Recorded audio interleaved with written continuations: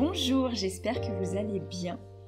Aujourd'hui, on va aborder encore un sujet qui concerne la polarité plutôt évitante qu'on appelle le runner, parce que je sais qu'il y a une question, et d'ailleurs elle m'a été soumise comme sujet d'épisode, et une question qui perturbe énormément les chasers, qui est pourquoi est-ce que le runner il oublie tous les moments forts? Pourquoi est-ce qu'il peut avoir comme deux personnalités? Enfin, on a vraiment l'impression parfois d'être face à Dr. Jekyll et Mr. Hyde. On a vraiment cet aspect de double face en réalité. Qu'est-ce qui se passe? Est-ce que c'est de la manipulation? Est-ce que c'est de la mauvaise foi? Est-ce que vraiment ils oublient des trucs comme ça? Et si oui, d'où ça vient ce mécanisme-là? Alors, déjà, je pense qu'il est important de distinguer les relations de manipulation avec par exemple des personnes narcissiques ou des personnes tout simplement à profil manipulateur, et les relations de flammes jumelles. Bon, si besoin, je vous renvoie à l'épisode où je parle des relations toxiques versus relations de flammes jumelles, comment faire la différence. Mais c'est vrai que le sujet de la manipulation, il fait partie de la relation de flammes jumelles, que ce soit voulu ou non, il y a une forme de manipulation plus ou moins consciente qui peut se jouer sur ce lien. En revanche, pour moi, quand on vient à parler, alors il y a deux choses, il y a les oublis du runner et il y a le côté un peu double face qu'on peut attribuer aussi au profil évitant. Pour moi, les deux vont ensemble, c'est-à-dire que c'est le côté évitant du profil qui va donner cette impression-là de double face, enfin, qui crée même vraiment cette double face, et qui va créer aussi cette amnésie. Quand je parle d'oubli, il y en a qui appellent ça des amnésies, il y en a qui appellent ça du déni. Tout ça, pour moi, c'est la même chose, c'est plusieurs appellations qui vont pointer le même type de comportement. Si on parle d'abord de l'effet double face, donc c'est-à-dire un jour, mon runner, ma runneuse va être très ouvert, très honnête sur les sentiments qu'il peut avoir envers moi. Il va être plutôt authentique dans son approche. Il va dire des choses qui sonnent justes, où on a l'impression que là, on touche à quelque chose de vrai. Et souvent, suite à des grandes ouvertures de cœur comme ça, hop, il n'y a plus personne. On se retrouve soit face à quelqu'un d'hyper froid, soit quelqu'un d'ultra distant, voire quelqu'un d'un peu cassant, ou quelqu'un qui va complètement retourner sa veste. C'est extrêmement perturbant quand on est face à ce genre de comportement parce que on a l'impression d'avoir été manipulé, clairement. On a l'impression que l'autre s'est payé notre tête, vraiment. Et surtout, on comprend pas. Du coup, on se dit, mais qui est la véritable personne? Est-ce que c'est celle qui m'a ouvert son cœur? Est-ce que c'est celle qui a eu des comportements qui m'ont fait comprendre à quel point je suis quelqu'un d'important pour elle? Ou est-ce que c'est l'autre personne qui, en fait, se joue de moi, qui s'amuse, qui joue avec mon cœur? Et ça, je pense qu'il y a peut-être des runners qui ne se rendent pas compte de ce que ça peut induire comme comportement chez son chaser et qui peuvent ne pas comprendre qu'il y ait des prises de distance par moment. En réalité, en tant que chaser, face à ça, pendant une bonne partie du parcours, on ne sait pas sur quel pied danser. On ne sait pas quelle est la facette qu'on a vue, qui est le vrai vous. Donc on en vient à se dire, non mais au final, le moment qui a été un beau moment, qui était un moment de connexion et authentique, en fait, c'était un faux moment où la personne s'est jouée de moi, où elle a utilisé mes sentiments et où en fait elle s'amuse et elle joue avec mon cœur. Maintenant, en ayant un peu plus de billes du côté du runner et ayant quand même pas mal expérimenté aussi la polarité évitante de mon côté de par mon expérience de vie, je sais que la réalité c'est pas celle-là. Pour avoir eu des retours de runners et de runneuses sur justement ces doubles moments, en réalité, ce qu'on ressent en premier, en tant que chaser, c'est la vérité. C'est-à-dire que le moment où votre runner vous semble authentique, il l'est. C'est-à-dire que par moment, c'est comme si le runner pouvait avoir un alignement au niveau de l'âme qui est beaucoup plus juste. Et donc, il va pouvoir dire des choses qui sont vraies, il va pouvoir parler à partir du cœur. Sauf qu'il ne faut pas oublier qu'on est face à une polarité évitante qui a eu une enfance qui lui a fait comprendre que l'amour, ça peut être dangereux et extrêmement douloureux. Donc, le runner, il voit ces moments d'authenticité comme des moments un peu d'égarement.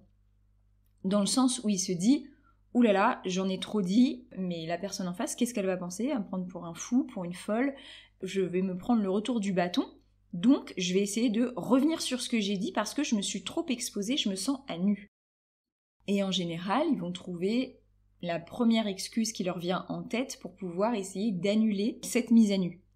Sauf que c'est vrai que, vu du point de vue du chaser, et pour l'avoir vécu il y a encore pas non plus si longtemps, personnellement dans mon parcours, c'est terriblement déstabilisant parce que, en plus, souvent, la manière dont c'est rattrapé, c'est-à-dire que la manière dont l'ego va trouver une excuse à la situation pour essayer de rattraper cette mise à nu, ça va être des choses qui peuvent être assez vexantes. C'est-à-dire que, évidemment, quand on est de la polarité évitante, on a vraiment cette sensation d'avoir été mis en danger. Donc, le premier besoin, ça va être de se remettre dans une situation où ils se ressentent en sécurité. Donc, ça va passer par la première, effectivement, excuse qui passe par la tête pour pouvoir se remettre en sécurité. Sauf que, du point de vue du chaser, l'impression qu'on a, c'est qu'on a bataillé pour avoir un petit peu d'authenticité, pour enfin palper dans la matière ce qu'on peut sentir derrière vos masques, parce que ça, je sais pas si je pense que je l'ai déjà dit dans d'autres épisodes, mais vraiment, chers runneurs, runneuses, en fait, nous, on vous voit. Je sais que c'est ça qui vous fait peur, hein, mais je préfère le dire, de toute façon, on vous voit. C'est comme si vous essayiez de vous cacher derrière des draps qui sont en fait à contre-jour transparents. Donc on vous voit venir. Même quand vous mentez, en fait, ça sonne faux, mais juste, notre ego nous fait réagir. Donc, généralement, on va s'énerver ou on va se vexer, mais en fait, on sait que c'est faux. Vraiment, si on se connecte à soi-même, on sait que c'est faux. Donc, c'est pas pour vous faire peur, encore une fois, mais c'est juste pour vous dire que c'est même presque pire pour nous quand vous revenez dessus, parce que, évidemment, si je découpe ça d'un point de vue vraiment psychologique / spirituel, j'ai du mal à dissocier les deux, enfin, je trouve qu'au final, tout est un peu lié, la partie du runner qui s'exprime au moment où c'est authentique, ça peut être déclaration d'amour, ça peut être ouverture de cœur de manière générale, en tout cas sincérité, là c'est l'âme qui parle. Donc c'est le cœur, parce que je vous le rappelle, le cœur c'est le siège de l'âme, quand on parle avec le cœur, on parle avec l'âme. Quand vous entendez derrière, que ce soit des propos blessants, que ce soit des excuses, un rattrapage de tout ce qui a été dit, c'est l'ego qui parle. Et je vous rappelle que l'ego c'est une partie de vous qui essaie juste de vous protéger. Sauf que l'ego, parfois, il est un peu obsolète et que il essaie de vous protéger de certaines choses qui, en fait, n'existent plus aujourd'hui, qui viennent du passé. Et en essayant de vous protéger, il crée des situations pires. C'est-à-dire qu'il peut créer des conflits, des disputes, etc. En réalité, le runner, il est tiraillé entre les deux énergies d'amour et de peur. Ça, je crois que je l'ai déjà dit, mais dans la vie, il n'y a que deux énergies et deux émotions principales, l'amour ou la peur. Ensuite, tout découle de ça. Toutes les émotions, toutes les décisions qu'on va prendre, ça va se placer soit du côté de l'amour, soit du côté de la peur. Donc, si on veut simplifier le schéma, en réalité, le runner, quand il est dans son authenticité et qu'il vous dit des choses qui vous touchent, cher chaser, il est aligné avec son âme et donc il est dans une énergie d'amour. Sauf que, étant évitant par nature, il va y avoir tout de suite l'ego qui va dire « Ouh là là, on s'est trop exposé, on va énormément souffrir », parce que je vous rappelle, dans la tête d'un évitant, l'amour, c'est douloureux, donc on rattrape comme on peut, et donc là, l'ego va tirer la couverture du côté de la peur. Donc là, en fait, il n'y a même plus trop de logique, c'est-à-dire qu'on est dans une réaction qui est guidée par la peur et qui peut du coup faire aucun sens. Donc en réalité, il y a, oui, deux faces du runner. En fait, les deux faces auxquelles vous êtes confrontés, c'est les deux facettes de la même pièce, l'amour et la peur de l'autre côté. Donc, ce qui est compliqué, c'est de gérer ça quand on est dans cette situation, parce que on peut vraiment avoir l'impression que le runner, il se paye notre tête, qu'il se moque, qu'il joue avec notre cœur. C'est pour ça, d'ailleurs, que il y a eu tout ce narratif pendant des années sur les runners qui ont été dépeints pendant longtemps comme des monstres au cœur froid ou sans cœur, au cœur de pierre et j'en passe. C'est parce qu'en fait, quand on est en face de ça et que nous, on a l'impression d'avoir... En fait, vraiment, l'image que je peux vous donner, je pense qu'elle est assez universelle pour les chasers, c'est on a l'impression que nous, on a sorti le cœur de notre poitrine et qu'on l'a placé entre vos mains, que pendant un petit moment, vous avez pris soin de ce cœur et puis que d'un coup, vous l'avez jeté par terre. Et sauf que nous, on se dit, mais ça va pas, t'as pas le droit de faire ça, je te faisais confiance, et là, pourquoi tu me blesses comme ça? Sauf que le runner, là, il est en situation de fuite. Donc il se rend même pas compte. Lui, peut-être, il a jeté le cœur pour pouvoir partir en courant plus vite. Mais sauf que nous, effectivement, en étant en face, on se dit, mais comment c'est possible de manquer autant de cœur et d'être capable de blesser autant quelqu'un qu'on dit aimer à ce point-là. Et donc c'est vrai que c'est à partir de là où il va y avoir une blessure qui va être faite dans la confiance en l'autre, qui va être à regagner par la suite, parce qu'en réalité, le runner, il va souvent faire ça, mais plusieurs fois. Il va essayer d'être authentique, puis il va avoir peur, donc il va se rattraper, donc il va blesser le chaser pour essayer de se rattraper, et donc à force, le chaser, il a l'impression vraiment d'être une boule de flipper, et que le runner, il joue avec comme il veut. Un coup, il est là, un coup, il est pas là, un coup, il est prêt à être ouvert, un coup, il est prêt à humilier, et en fait, en face, arrive un moment où on sait plus sur quel pied danser, et que, effectivement, on préfère même fermer la porte et se dire, bah tu sais quoi, reste de ton côté, je préfère même plus ouvrir la porte parce qu'en fait, à chaque fois, ça fait mal. Et donc, c'est le moment qui va amener au switch, hein, évidemment, mais en fait, c'est le mécanisme de protection du runner qui lui fait donner ces deux faces-là. Et donc, si je vais ensuite sur le côté des amnésies, donc déni, oubli du runner, oui, ils existent, c'est vrai. En réalité, ça, c'est aussi un mécanisme de protection. Ça va passer par le fait que le profil évitant, bah comme le chaser, hein, il est hypersensible. Et donc, il y a des situations qui émotionnellement sont extrêmement dures à gérer en étant runner. Et donc ce genre de situation-là, souvent, ça va se traduire par une dissociation. C'est-à-dire que quand on est dans un état normal de conscience, qu'on se sent en sécurité, il y a notre conscient et notre inconscient qui sont présents.